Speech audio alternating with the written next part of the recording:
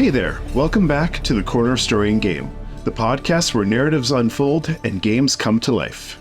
I'm your host, Gerald Ford, and today get ready for an odyssey through storytelling and game design. Today we have not one, but two guests. I have the honor of speaking with Xalavier Nelson Jr., and we have Winter Mullenix back again. Xalavier is not just a writer, he's a storyteller with a mission. Not only is Xalavier the studio head at Strange Scaffold, he has dozens of well-renowned titles under his belt. Winter is an experienced writer and narrative designer with a whole swath of credentials, including over 4 years at Cryptic Studios working on the Neverwinter MMO. Join us as we delve into the power of diverse narratives, discussing the writer's personal journeys, their dedication to inclusivity, and the impact of their storytelling on the gaming landscape. From breaking down barriers to building bridges, we dive into authentic storytelling and the importance of embracing all voices. So we've had Winter on the show before, but this is our first time sitting down with Xalavier. So thank you both for joining me. Thank you so much for having me. Before we dig in too far into what we're here to talk about, can you each briefly give me a walk through how you got here, your journey into gaming and writing? Let's start with you, Xalavier. The short answer is I was a 12-year-old that found out that games journalists get games for free, and I said that's objectively the best job that's ever existed. So I pretended to be an adult on the internet at the age of 12, and it somehow worked. So I went from games journalism into games writing into narrative design into production and management biz dev, and now I have the privilege of both running a studio. Strange Scaffold, our most recent release, is El Paso Elsewhere, which got award nominations and a bunch of Game of the Year applause at the end of last year. And as well as running that, I have the fortune to collaborate with other teams across the industry. So worked on things like Stranger Things VR, South Park Snow Day, which comes out soon, all sorts of stuff, indie to AAA, big and small. Sometimes I get very tired. I'm very glad to be here, though. Thanks, man. That's incredible. What a journey. That is so cool. And Winter, we've heard we've gone deep down that particular rabbit hole before, but why don't you, for people who are just joining us and haven't heard your story just yet, why don't you give us a super quick synopsis? I was a child in the entertainment business. I ended up in the music industry as I got older, while I was also studying evolutionary anthropology. I eventually walked away from a couple record deals, and then one of my friends was like, "You should write for games." And I'm like, I've always been a gamer. I've always loved games. I didn't think that songwriting would be applicable, but it turns out the storytelling formats can actually work out really complementary in that regard. So I gave it a shot, ended up as a journalist for a while, got some contract work, eventually ended up at Cryptic Studios, where they gave me the full title instead of just having me do ancillary work on titles at other studios. And it turned into a narrative direction role, and It's quite the story when you dig into the whole thing. It's fantastic. So cool. And your work is amazing. So again, thank you both for joining me. If you were to go back and take a look back before we dig into this for real, but I just want to touch one more time on how you got here in your history. If there was a challenge that you faced along the way that changed how you approach games or changed how you approach the craft, or, just led you down the road you went down, what would it be and what did you learn from it? I think I'm really glad that my first cycle in games, because we're familiar with the 3 to 5 year cycle of people dropping out or falling by the wayside, or just doing something else with their lives. And I'm really glad I got to see all of that before I entered game development proper, because it told me two things. The first one was that the industry did not exist to protect you. The industry is a great old shambling thing. It does not have a exclusive, surreal knowledge. It simply is a bunch of people going in a certain direction, and sometimes that direction can be wrong. So it showed me the fallibility of that, and it showed me the fact that it was not omnipotent or didn't somehow know better. And the second thing it showed me is that it didn't have to happen that way, because me and a lot of other colleagues survived, some by luck and the grace of God, others because of decisions made that sometimes didn't mirror what the rest of the industry was doing. So very early learning both that the industry would take a toll and that it was possible to survive and that we don't have to accept the answers for how you make a good video game, how you serve your players. Both of those have ended up serving me very well and being kind of the foundation of a lot of stuff I do. Nice. Winter, thoughts? I think one of the biggest challenges for me earlier on was transitioning from being the product to making the product. Because when you are young and you're in the Hollywood game, you're groomed for a lot of things. And then in music, I mean, they were controlling my weight, what I looked like. They wanted to use my backstory as actual marketing, like all the bad stuff from the past. They're just like, oh yeah, we'll just casually use that as marketing. Like, I need a friend to hold me.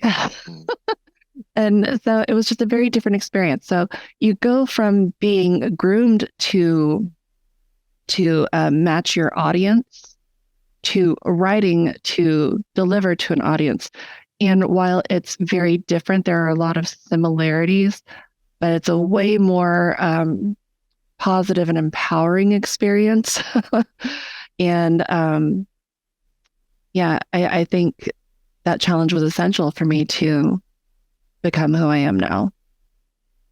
Not to jump the gun on the topic, but I think there's also something really interesting you mentioned about becoming the product, because I don't know if you ran into this as a journalist, but as a journalist from a marginalized background, sometimes to even sort of get your foot in the door, the thing that you do is you're like, I can speak from a unique perspective.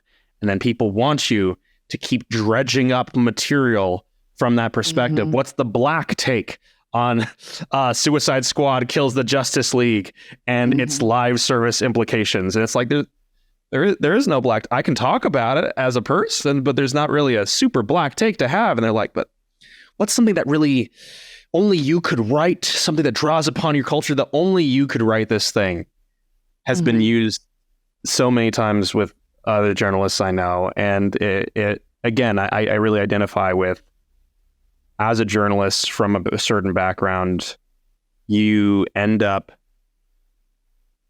figuring out how much of yourself you want to give as a product. And that's part of why it felt so good to then just make products and make works of art and just serve people directly rather than this kind of indirect harvesting. Yeah, I definitely agree with that. When they were turning me into a product, they're like, all these bad things that happened in your past, let's just turn it into a story. Let's make people feel sorry for you. You're the empowered girl on the piano. And I'm like, can I just play the piano? Can I just write a song and sing it to people? And that wasn't enough. And when you're going into games, like when I went into journalism, I felt a little bit of that still, not quite to the same degree, but I did feel a lot of tokenization, like, well, wait, you're transgender. Let's hear the trans take on this. How do you feel the LGBTQ community will respond to this? I'm like, oh, because we're a monolith. Clearly, we're all the same. Hive mind. I automatically know what everybody's going to think about it. And it's like, that's not the case. And being able to take that perspective into games, though, is very valuable to me. I was the co-chair of the DEI initiative at Cryptic, as well as the narrative director. And a lot of that was directly informed by how they tried to turn me into a gross token. So applying this to narrative, and in today's game industry, how do you ensure that you're including diversity and inclusion in the narratives you're crafting and still keep them authentic? I am, as I mentioned during our last meeting, I am huge on responsible storytelling. And responsible storytelling for me indicates getting an informed opinion and not speaking out of your diaspora. And it's very easy to do that. In the industry, we have seen so many games written by somebody from a very high position of privilege talking about another culture, another country, maybe real historical events that happened, but from a very inauthentic point of view. And it's rampant. So quite frankly, I get consultants. I talk to fellow writers. And I gut check myself. You'd be surprised how many writers actually support one another because, I can sit here and I can write, an Indian character, let's say. I am clearly not Indian. And even coming from a multicultural and transgender background, I cannot project that into that. So I always reach out and do the appropriate work myself. I don't make them do the emotional labor. I do research. I ask organizations. I attend conferences. Like later this month, there's Pixel is running a campside chat with Indigenous game devs, specifically about indigeneity in games, and it's free and it's open to the public. Attending stuff like that and actually taking the initiative and doing what I can to make sure stories are told from an authentic point of view. And if I can, if I have it in the budget or something, hiring a writer that can actually speak from that point of view, it can go a long way. I think Winter also illustrates a perfect illustration of what we're discussing, which is that is a trickle-down mentality in the only sense in which trickle-down has ever worked, which is leadership. When you have diverse leadership, when you have leadership that comes in with different perspective and priorities, you don't just stick a marginalized person or a Black person or a queer person into a position. They can and should have experience in the field doing rad stuff. But if you have this experienced craftsperson in a position of leadership, so much of them just naturally existing will make its way into the work. A great example of this is recently Del Walker, who's this kind of prolific character artist in video games, 3D character artist. Originally, Deadshot in Suicide Squad Kills the Justice League, one of the hairstyles proposed was what we're now seeing is like the archetypal Black hairstyle, where it's like that swept over kind of cornrow kind of thing. And like that's just become the standard Black hairstyle for a Black man in games. And a lot of Black people are tired of it. And he saw that get proposed years ago. And because he was in a position of leadership, he was like, nah, we aren't doing that. We'll get something else for Deadshot. And it's the quiet decisions. It's usually not the big tentpole moments, because usually with responsibility and intentionality, a lot of the big stuff you can nail. And you can bring in writers at a junior or mid-level or even a senior level who can support you telling that story well. But when you put diverse people in positions of leadership, it's the small things that you can and would never think of that end up becoming authentic, that end up taking on a different turn because you've empowered and enabled those people. I think a great example of this is in a lot of the games I've ended up in creative leadership on that have protagonists of color, they usually don't have sunscreen in their bathrooms, because one of the things that there are debates about, hey, sun damage still happens, but a lot of Black people I know, just breaking it down for a second, are like, one of the few good things about having this skin is I don't need sunscreen. I don't get sunburns. I'm not using it. And so there is almost this pride of like, yeah, we don't need sunscreen. Just go out there. Don't stay out too long. And having bathrooms, you have the standard like Unreal kit of here is your toiletries, and you just don't put sunscreen in there. That's a tiny decision you'd never think of and makes that world authentic. It is which characters become what is it brought up from the beginning that a character is queer or a character is a woman or a character is Black. That when you have good, hardworking, diverse people in positions of leadership, they make this set of small, important decisions that become the domino effect for supporting the big, responsible decisions you already want to make. And so the drum that I bang over and over and over again is have diverse leadership, have diverse leadership, have diverse leadership. You cannot shortcut it. And it changes, quite literally, everything. That makes total sense. 100%. it's also one of the hardest things to advocate for, because it is the thing that brings in it really determines the difference between teams that want to bring in diverse, unique, bolder storytelling, and those that have a kind of condescending view towards what diversity or marginalization brings to the writing process. Because people who want to provide from a position of largesse, putting diverse leadership in, having creative conversations, confrontation, collaboration, that inspires a fear response, a threatened response. So there is a really distinct difference I find between, again, also the teams that hear that solution and go like, oh yeah, if we hired this person, they could bring an entire different angle and even our narrative structure we couldn't bring in before, and saying, I'm not sure if I want that person to tell me how to make games. And it's like, why don't you want that person to collaborate with you on how to make a game? Because that illustrates a lot of things. That kind of shows the importance of asking some of those tough questions too, like make people stop and turn internal and, hey, have that watershed moment where you're like, why do I think this? Why? Like, that's important to be brave enough to ask those questions. But is there space to ask those questions in that industry? Like, is there... Team fit is one of the most insidious terms I've heard in the games industry.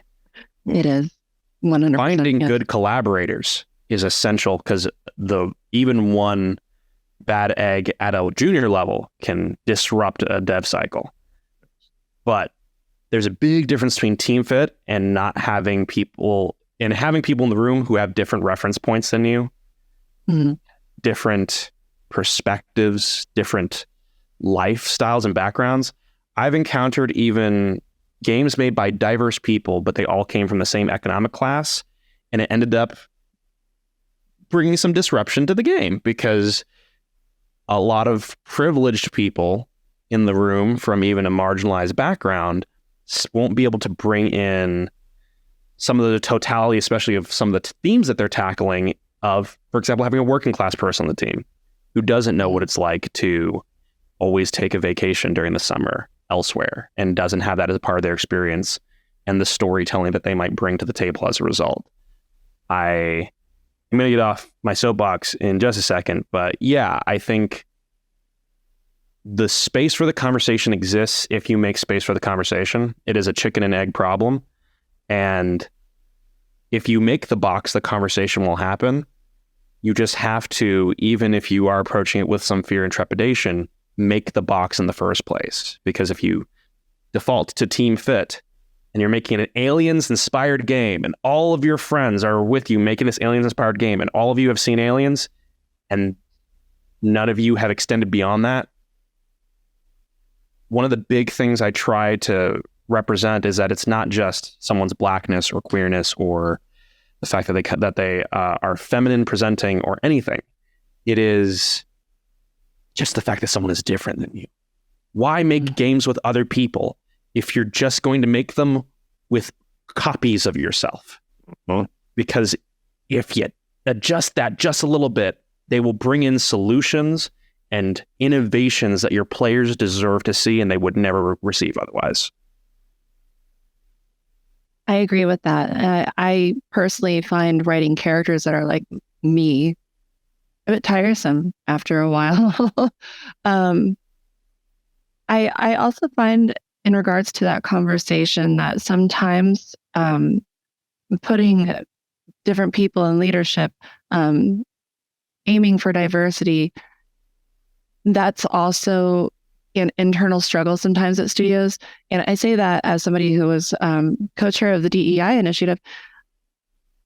It's one thing to say, we want to hire diverse people. And it's another thing to say, here's a checklist of boxes. People don't belong in boxes. At the same time, you need, varied points of view. Instead of saying, we need to go here to find these people and here to find these people, how about you just open it up and invite people to the conversation. Yeah. And that goes for job applications too. I've met so many amazing game development professionals who were like, I didn't really think this was a viable path for me just because of how the culture was in games for a long time. Myself as a trans woman, up until I want to say 8 years ago, I faced a lot of resistance trying to get into games because people are like, you're that trans girl, aren't you? I'm like, my name's Winter. Hi. And that sort of follows you sometimes. The sort of description of who you are as opposed to you as a whole person. And it's getting better, but we still got a long way to go. And I think a lot of people need to understand what it means to hire from a diverse pool rather than seeking diversity in trite sort of virtue signaling ways. And this can include consultancies. I have seen consultancy almost used as a shield of like, we got consultants. And it's like, well, you didn't have anyone embedded in the team. And I guarantee you those consultants pointed out things that you were too far in the dev cycle to fix when you did bring them in. Even if you had them at like set points throughout the entire dev cycle, it's not the same as having a professional colleague in the room next to you to say, maybe we should try this, or maybe we shouldn't do this. Mm-hmm. I agree on that. And another thing though, I've experienced it sometimes where at a different studio, one of my coworkers was like, well, you should ask so-and-so how they feel about this. I'm like, I'm not asking them to do emotional labor at work. They work in a completely different department. That's completely inappropriate. I'm not just going to be like, hey, could I get your opinion on this character? I know that you come from, Argentina, so let's talk. Like, no, that's just an inappropriate way to go about it. It's very important, like Xalavier said, to try and get people on the team, not just consult. Sometimes people only have the luxury of consultation because it's still an upward fight. But the initiative to actually hire people, perhaps from the consultancy, it goes a long way to making the game authentic. I guess with all that said, my natural next question would be, in your opinion, how far have we come? How far do we have to go? What's the big next couple steps? Like, how do we move this boulder forward? Mm-hmm. Is a systemic change. It's not a series of bespoke solutions of like, okay, now it's time. We're going to hire a black person.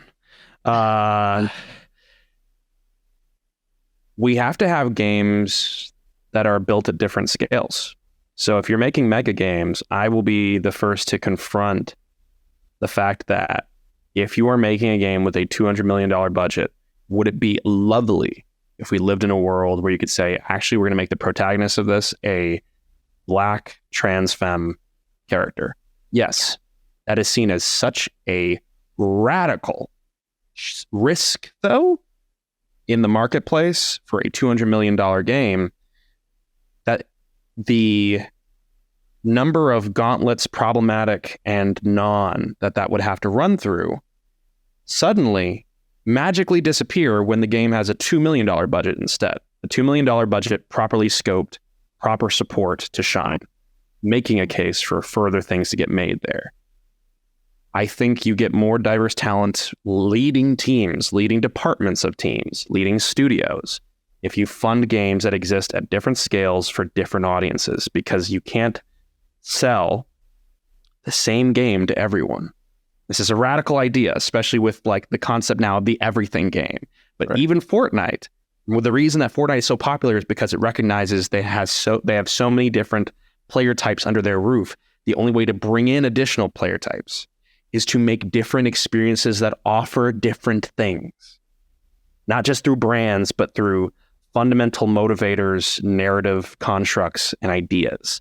So how far have we come? A long way, relatively, but we're also a medium that benefits from bringing in the knowledge from so many other mediums, that every time we get criticized, we say, oh, we're a little baby, maybe we're so young, while making more money than everyone else. Mm-hmm. It's true. While being, I think we're coming up on 70, 80 years old. A young medium ain't a fair representation, and it is not an excuse. So if we systemically allow for environments that, again, cultivate talent to go from junior to senior to director, to make different games of different scales, prove viability, cultivate audiences who want to play more games like this and think that there is a home for them in this industry at all, as both players and developers, then that's how you get the big change. And that is the change that is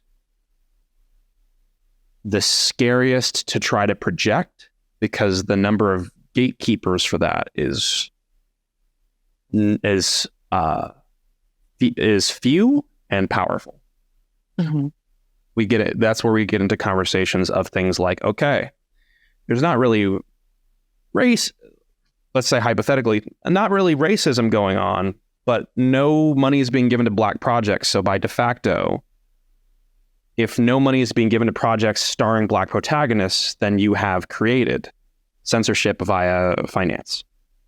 Right. Just with the benign neglect of, well, that doesn't sell. And it becomes a self-fulfilling prophecy. All the challenges are systemic, and they have to be addressed systemically. And that takes a concerted effort with people who can very easily avoid responsibility for upholding those problems, because they're like, it's just the industry. That doesn't sell. And people are going to continue thinking that things don't sell as long as they don't try. And that's a problem I've experienced, where people will come to me and be like, we need a character of this type in the game. I'm like, okay. For example, we need a trans character in this. Okay. And this is what I propose for it. I want them to be very outright and very flamboyant. And I'm like, okay, but where will that get us with our audience right now? It's like a real catch-22 sometimes, where it's like, if it's completely tonally disparate from something that already exists, then it becomes more of a real powerful statement, but not always in the best way, because half the time those things lean into stereotypes. And I think I always try to think of people as doing their best, but sometimes people are genuinely ignorant on a subject. They're not trying to be offensive, but they'll recommend something or write up a character, and I'll be like, okay, let's take a step back and let's look at this objectively, and really analyze where you're coming from with this character and how you're trying to connect it to the audience that is already established. That problem shouldn't exist. And that it is, like Xalavier said, because of the systems. Those have always been uncomfortable conversations for me. But part of responsible storytelling is making sure that you aren't including anybody to check off a box specifically, or to make that sort of in-your-face statement, unless it's actually part of the title. Because there are always people over you with money. You need money to make the game. Oh. And like you're just starting to see games like Thirsty Suitors. You have to keep in mind that systemically, as a culture, we are 100 years out from some very distasteful things, to put it lightly. And like trans people are just starting to get their time in the spotlight. So writing those characters, half the time people come to you, they're like, we want this sort of character. It's like they want the token. They don't want the character. They don't want you to actually do the character. They want the token. That can be really disheartening. And another word for token is achievement. They want the achievement of, here's the first trans character attached to this IP. And then they'll do it as a marketing beat. And then their players get angry. And they're like, man, the players hate trans characters. It's like, no, You just didn't.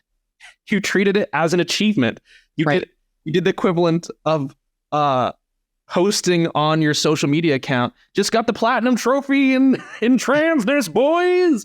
And Wow. of course, even if the audience is just neutral, they're going to take that as, well, is that as exciting a feature or as exciting of an addition to the world as any number of other things? If you even present this as intrusive, it will be perceived as intrusive.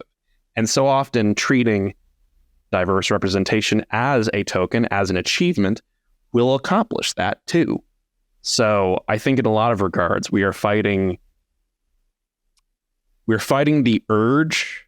We should be celebrating the legitimate progress being made across our entire medium of incorporating bolder stories that address more aspects of humanity as a whole. Mm-hmm. But also, we are trying to celebrate that progress without taking it into the territory of an achievement hunt and knocking different stuff off the list and being like, yes, society is advancing, and looking behind you and seeing that you haven't brought your audience with you. Right. You haven't showed them why this is important and cool. And this is why I think historically there's really interesting examples of how characters like Spawn got introduced to the world. Where Spawn was, in a languishing comics market, one of the things that resurrected the direct distribution market. And they didn't come out and say, Todd McFarlane makes the first black superhero. Of course, was not the first black superhero, but you know what I'm saying. And instead they just said, here's Todd McFarlane doing this dope story. Here's the character. Here's the world. And people loved it. You didn't even know Spawn was black for the first while. Like, I collected back. Yeah. You didn't know I swear it was half an hour, like the issue or a whole issue or two. Like, there was a while, and then it was like, oh, he's black. But that's cool. I mean, that's just part of who he is. You carry on. It was a fantastic story. And every time I see a story or a game get introduced as, look at what we're doing, I'm like, you're rolling a giant set of dice, because you aren't just saying that you're doing something incredible. Right. Which is what a lot of these creative teams are doing. It would be the equivalent of me walking into an interview saying, hi, I'm Winter, I'm transgender, rather than, hi, I'm Winter, I'm a writer, and this is what I bring to the table. Right. Winter is a narrative director and lead writer. That's what you bring in, because that's what you are. Right. The problem is that we as a culture are still stuck in this war between tolerance and actual acceptance. They're very, very different things. And it goes for every marginalized community. Everyone has their own struggles, and though they're very different, that theme kind of persists, that whole tolerance versus actual acceptance. Half the characters that are written for tolerance, not for actual acceptance. I don't want a character to walk up to me and say, hi, so I'm this black character, or I'm this trans character, or I'm this, any number of demographics character. No, I want to hear what they're doing. And then if that comes up in conversation, yeah, exactly. I am an avatar of Cthulhu upon this plane. That's my favorite. Exactly. I introduced trans characters in Neverwinter, actually, and never even mentioned it. Good. Because that's not them. To pull it back to narrative for a second here, maybe that's the whole point. It's just really damn good stories about whoever the person is in an authentic way, and we just tell lots of really good stories, and eventually we're all going to just accept, hey, this is who's out there, this is how we interact, and let's just accept each other and make space for each other and fucking get along. But sorry, that's me.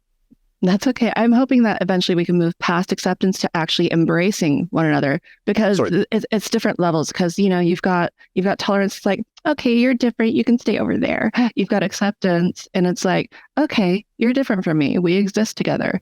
And then you have embracing, where it's just like, you're different from me.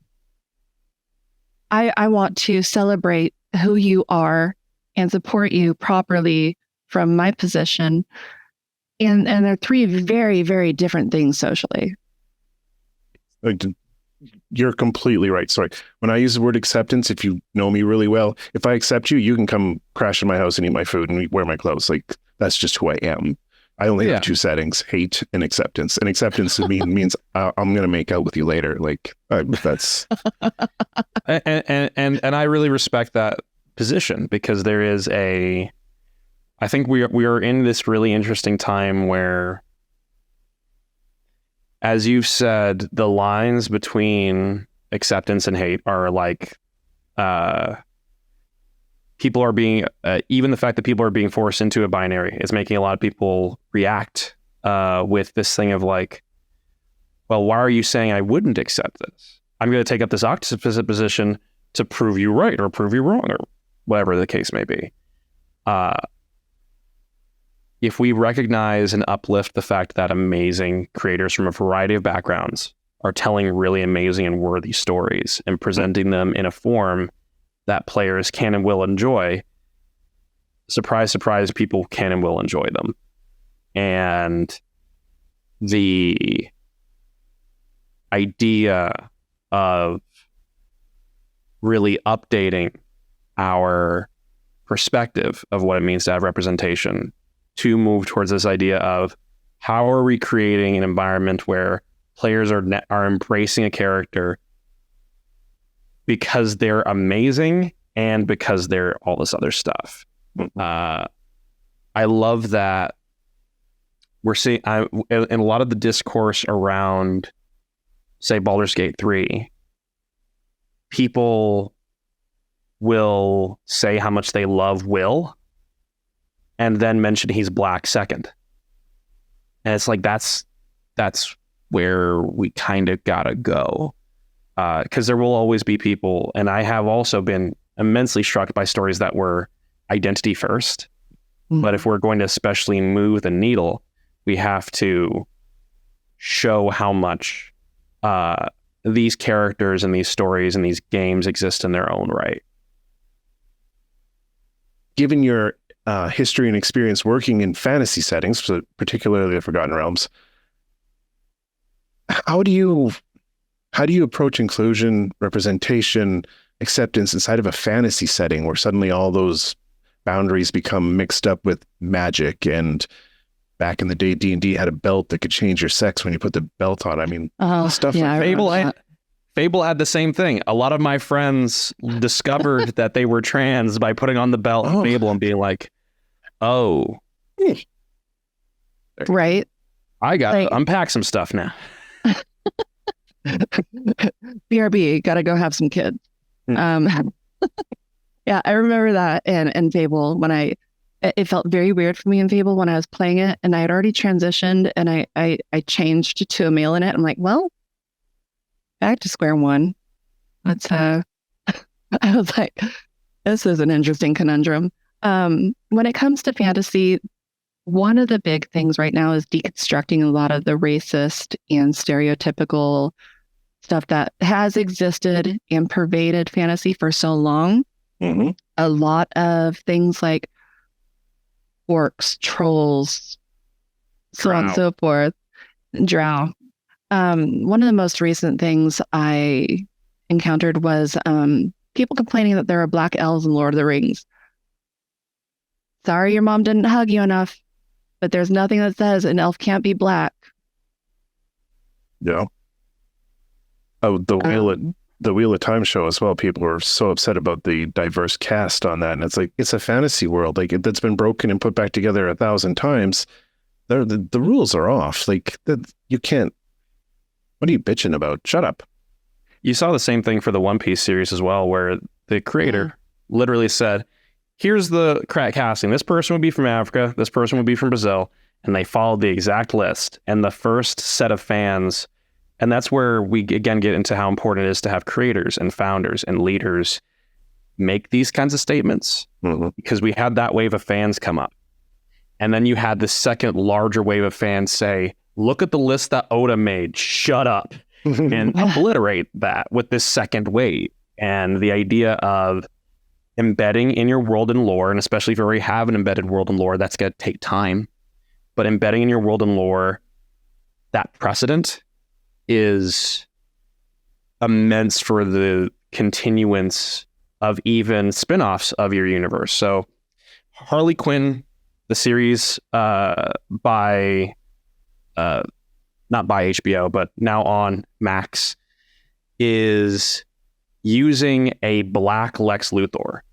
And the reason there's a black Lex Luthor in Harley Quinn is because in Superman, the animated series by Bruce Timm, there was a coloration issue for Lex Luthor where people believed for years that he was black. Because of the paper and the stock that they were using, the entire fan base thought that, oh, Bruce Timm made Lex Luthor black. And they were fine with it. And you can see them try to correct it later in like Justice League the animated series, like they make him even lighter, but everyone in the fandom, as far as I know, with, oh yeah, they made him a lighter skinned black man, right? And Clancy Brown has this big resonant voice, and he had like in his first appearances, he had this one earring, and so everybody was like, oh, in the 90s, Superman the animated series, Lex Luthor is a black man. That one even perceived mistake, or that mistake that got perceived as intentional, now means Lex Luthor being black in certain interpretations is canon.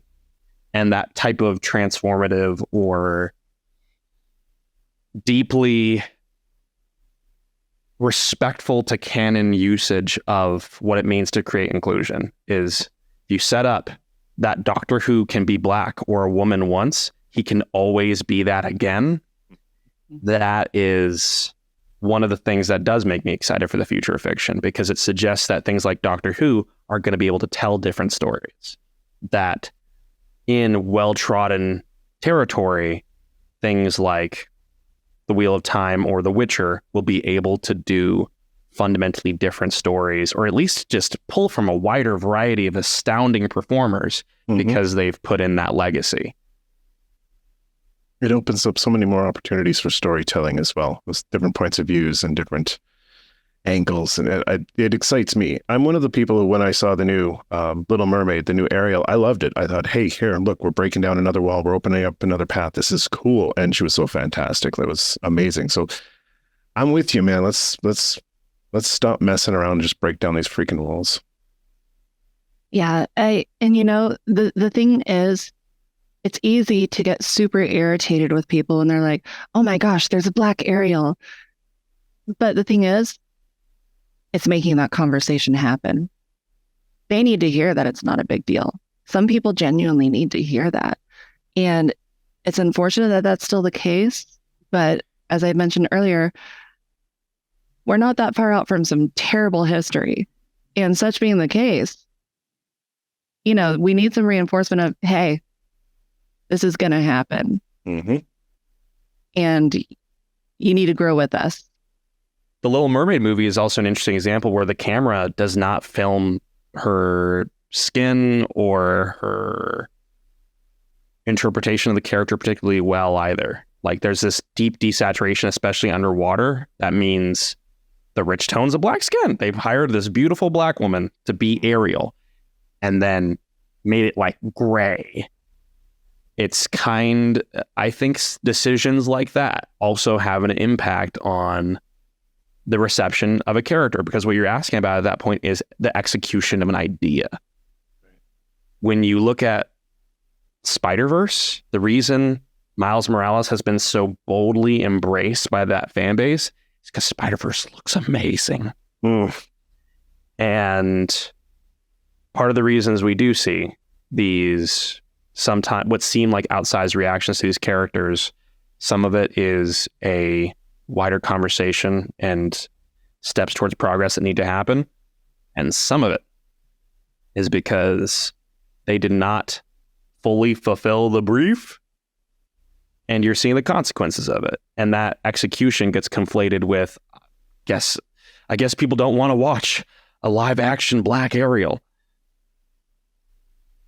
Sometimes I know my family, for example, skipped The Princess and the Frog because they didn't want to see a black princess get turned into a frog. Yeah, it's very important to have that sort of it's very important to have the characters. We're chipping away at a giant block, and it's a giant block that's still got a long way to go. But each character, each retelling from a different perspective, it is a chip off that block. The thing to keep in mind is that psychologically speaking, and this isn't to make an excuse for people, but people get combative because there's actually a chemical reaction going on in there that says, hey, this challenges my assumptions.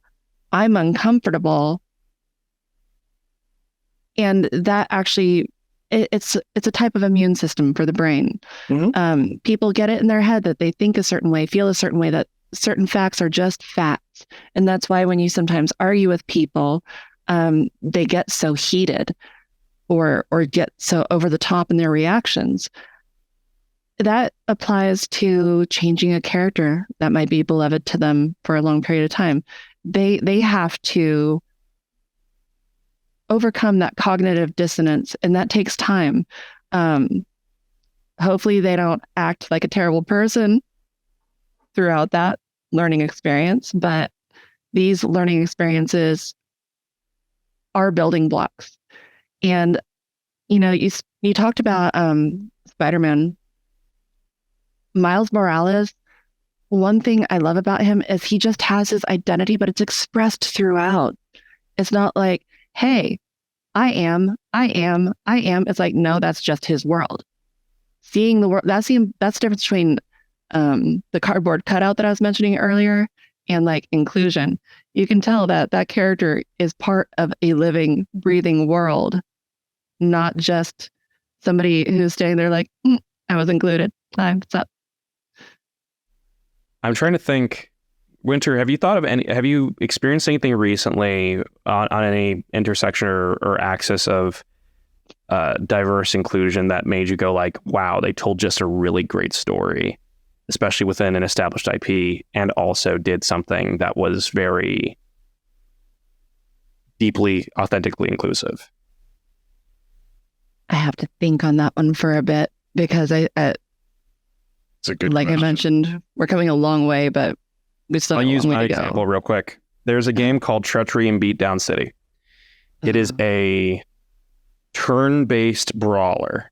So you fight in a Streets of Rage style gameplay to build up the points to where you can then unleash a turn-based beatdown on enemies, and you're like managing JRPG style while doing essentially a Streets of Rage game, how you're going to dismantle your opponents using their weaknesses and elements ranging from wrestling to capoeira.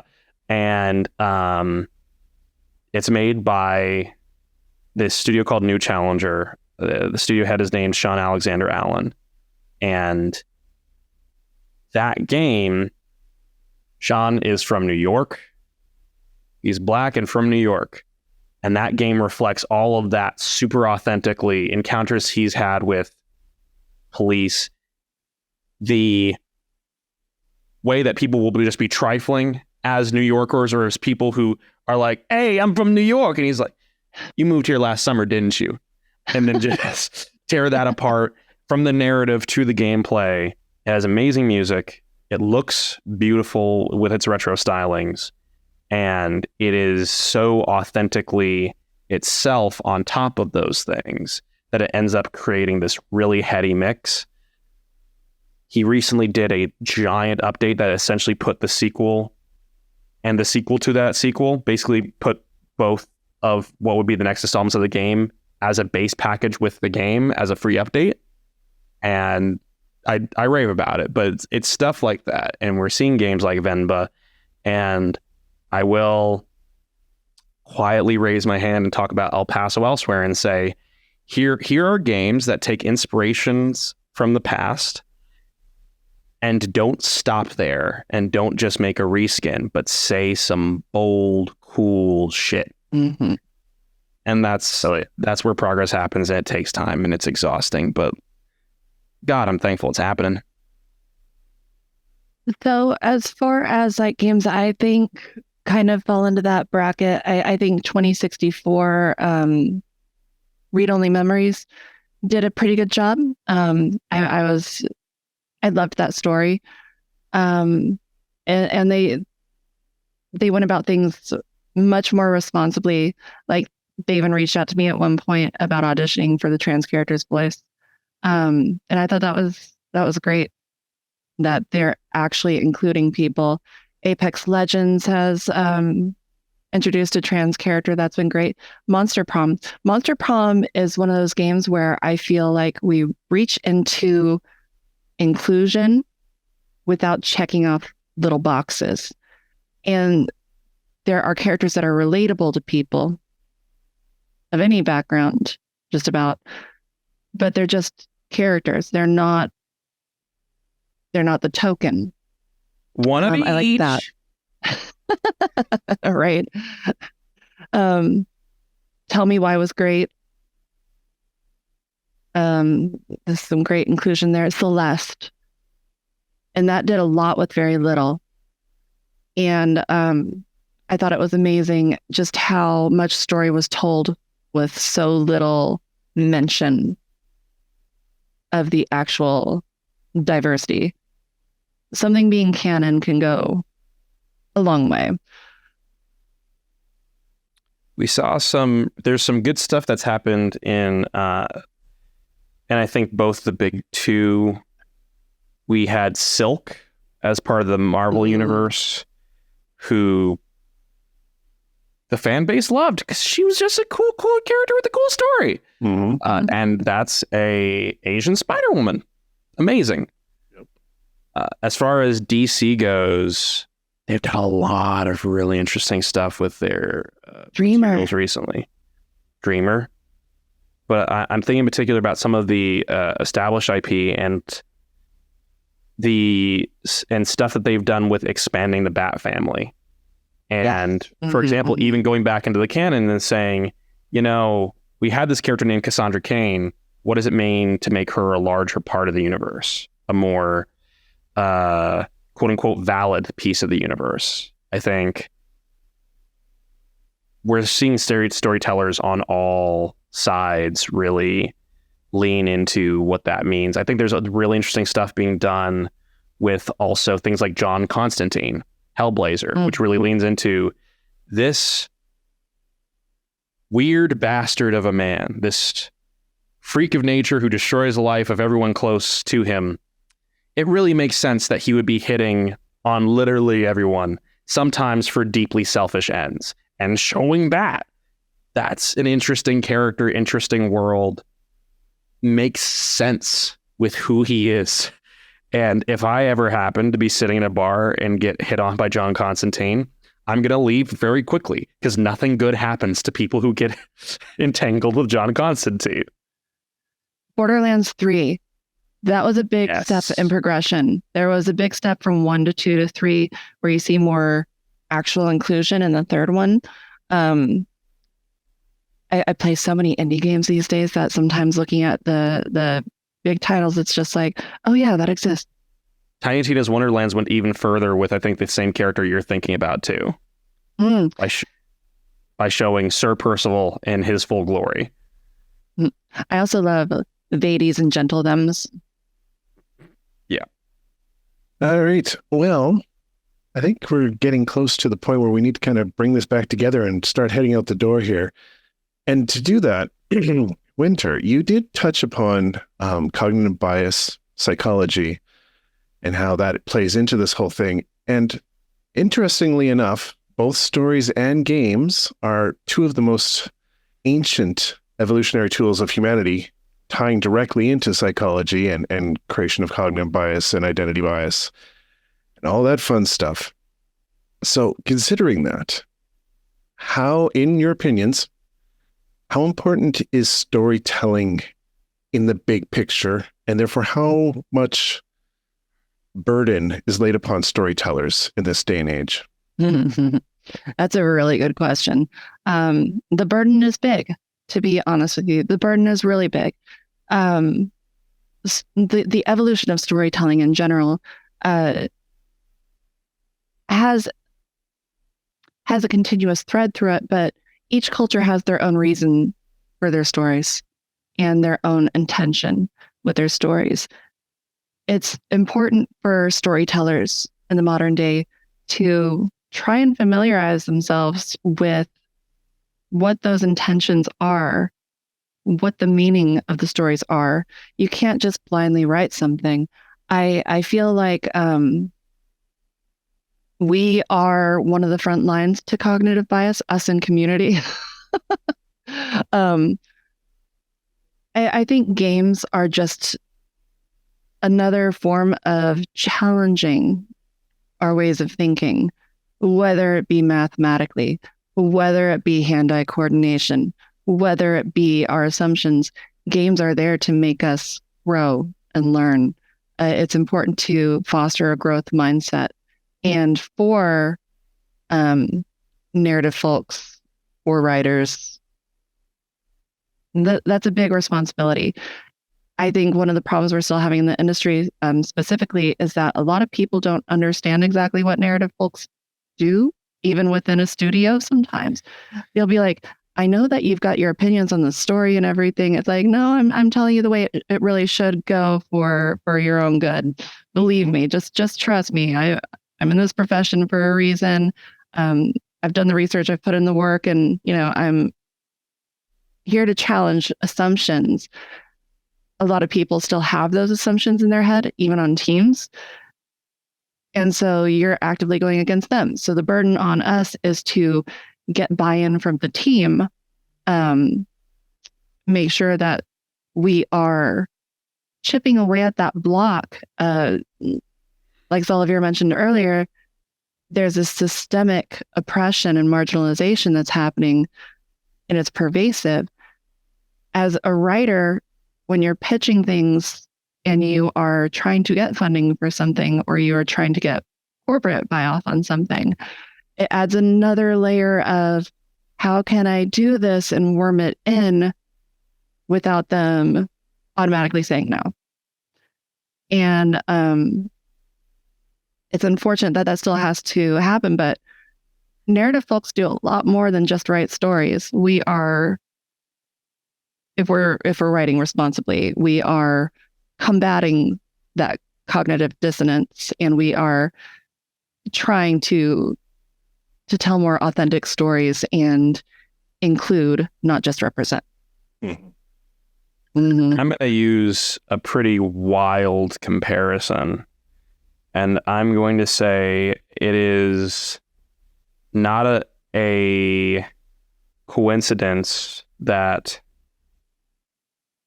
every regime in history that has attempted to bring about deeply lasting negative change has incorporated the arts in their attempts to do so. We were seeing massive changes in the fabric of our country in the United States.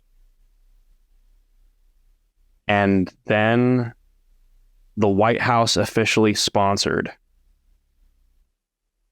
the birth of a nation. And the birth of a nation, I watched it because it's so important to the history of film. So many things we still do were originated there. And that movie makes a case via just simple representation of like, here is this family. You care about this family. Here are the things threatening that family. Here are the things threatening your family, if you think about it. And it does it so effectively that the Ku Klux Klan, which had reduced in numbers, it was a splinter organization, had massive resurrection. And it single-handedly changed the course of American history. One movie. And you look at other regimes throughout history, similar ideals of sometimes massive advancements in the arts coming from people using it to communicate a new way of breaking the way that people think.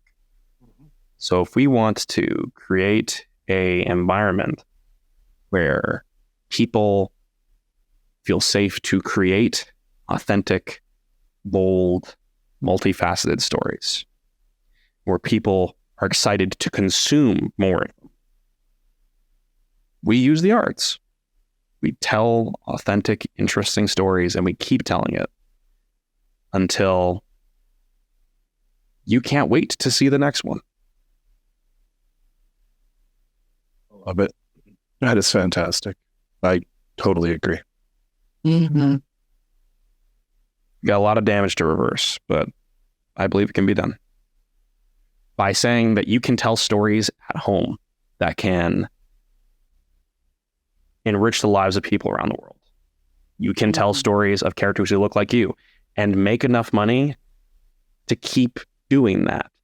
And then to bring more people like you and different from you to tell those stories. There's really exciting opportunities, which is why I'm still here. If I didn't think that the world of games could be better, if I didn't believe we can make games better, faster, cheaper, and healthier than they are assumed to be built, I wouldn't be here. And that's why storytelling is so exciting. I'm similar in that regard. If I weren't so passionate about making stronger, impactful stories, I would not be looking for another narrative role right now. I was laid off, so I'm looking for another narrative role. Hello, by the way. That said, I wouldn't be looking for another role if I thought there was no headway to be made. Right. Also, another important thing when it comes to stories is to realize that stories can be weapons, stories can be peace offerings, and stories can be opportunities for growth. But sometimes, when you realize, what, my stories are good here, I should step away, let other people tell stories. It's important to know when to do that. And I think our culture's come a long way in that regard. But to sound like a broken record, I still got a long way to go. It's an important message, though. Nothing wrong with saying it again. Yeah, it's just very important to realize that stories can be used as a weapon. It can be used as a weapon intentionally, and it can be used as a weapon unintentionally.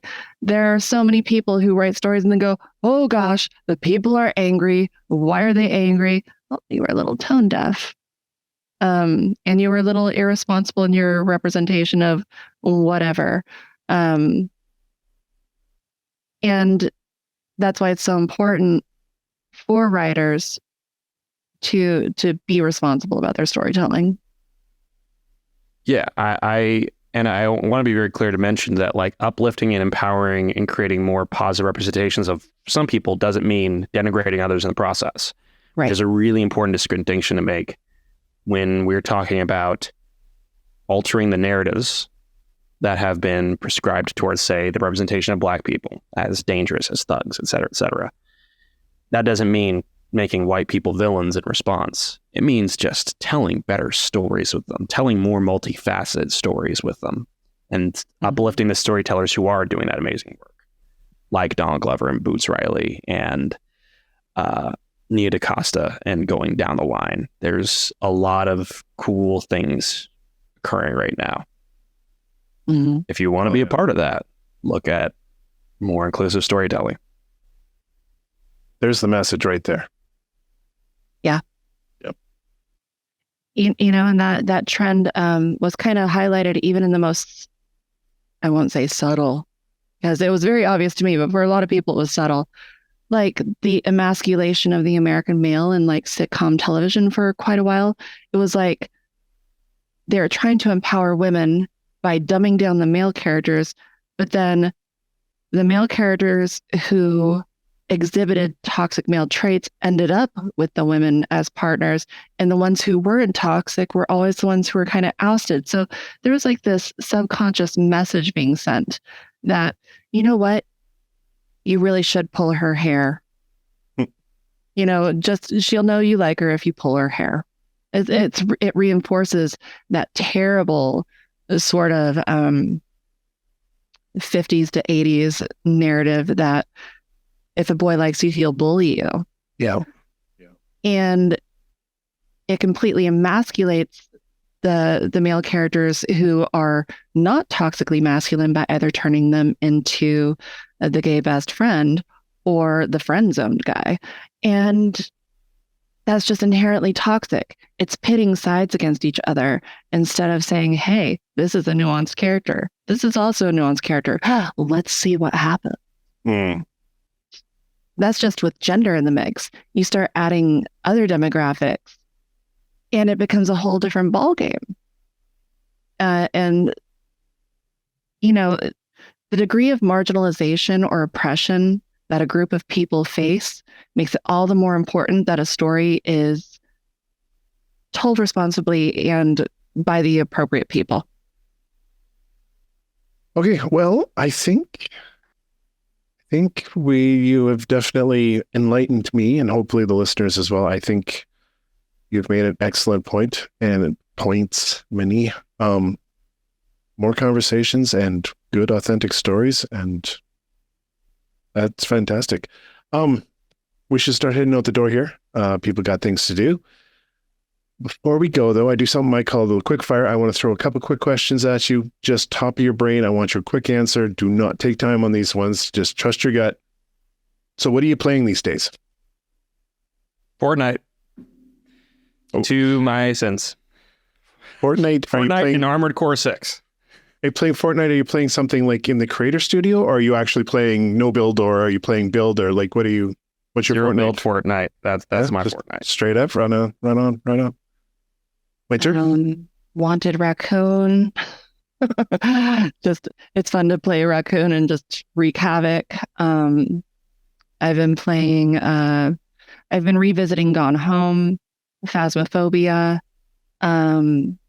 Baldur's Gate, Final Fantasy 14 because everyone is. Oxenfree 2. I've been analyzing the story structures of that by playing it again. Citizen Sleeper. What are you reading these days? What's on the bookshelf? Oh goodness, let me take a quick look. Right now I'm reading the Hitman comic series by Garth Ennis, where he was allowed to do some buck wild stuff with DC IP back in the 90s. That was also very, very Irish. And it's great. I love it. Nice. I love Garth Ennis. I hope I pronounced that correctly. Right. Close enough. He's never going to be on here, but I love Garth's work. I'm reading Green Glass House by Kate Milford. In all transparency, I don't read as much as I would like to currently because I'm also working on a novel and I don't want to just pollute my mind and accidentally write somebody else's story. Like, wait a minute, this chapter's plagiarized. How did this happen? Because that stuff can get kind of insidious in that, you know, you love something so much and it just overtakes your head and then you're like, I just wrote the same thing.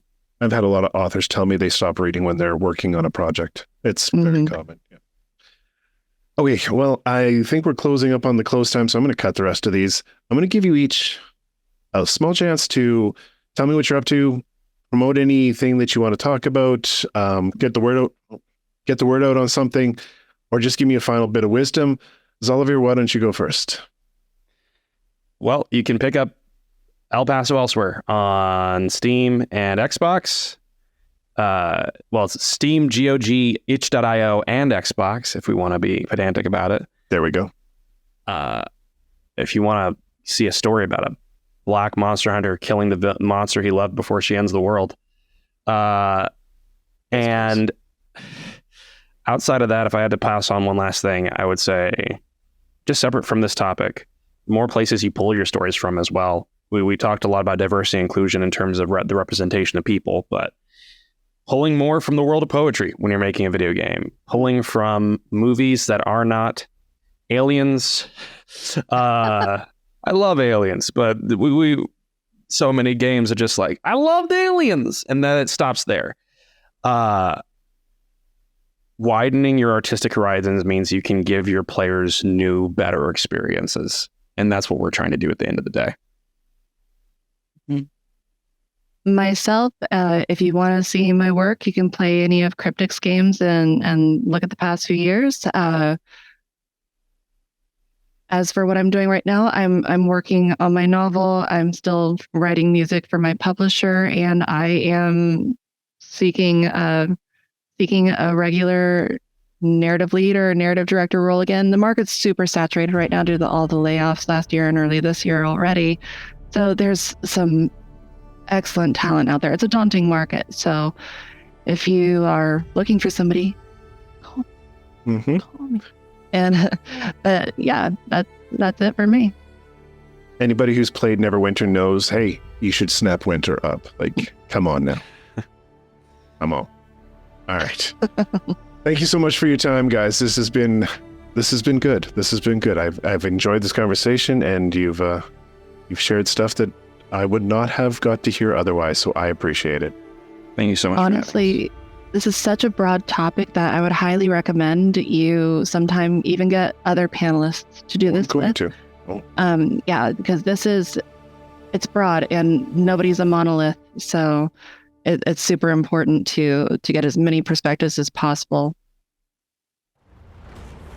Once again, the echoes of our conversation begin to fade, marking the end of another enchanting journey. My deepest gratitude to both Xalavier and Winter, whose insights and anecdotes have enriched our understanding of storytelling and games and helped pave the way for more diverse and inclusive narratives. To you, my dear listener, your presence in this narrative adventure is truly valued. If today's conversation has struck a chord, please share the magic. Leave a review, tell your friends, and cast that subscribe spell. May your stories continue to be woven with magic and your games filled with boundless adventure. Safe travels, Wanderer. I look forward to welcoming you back next time, here at the Corner of Story and Game.